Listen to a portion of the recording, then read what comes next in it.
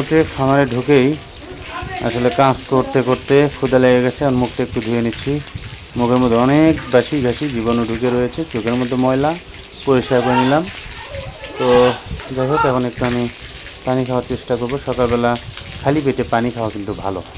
তো এই যে দেখতে পাচ্ছেন, এক মোটর সব পানি খেয়ে নেব। হ্যাঁ, যা পেটের মধ্যে ধরে সবটুকু খেয়ে নিলাম। তো এখন যাই হোক, অনেক কাজ করলাম, পরিষ্কার করলাম। তো এখনও ময়লা দিঘি রয়েই গেছে।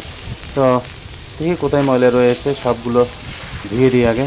হ্যাঁ, দূরে স্পিড দিয়ে পানি দিলাম, দূরের ময়লাগুলো শেষ করলাম। এখন শরীরটা হাঁপায়ে গেছে।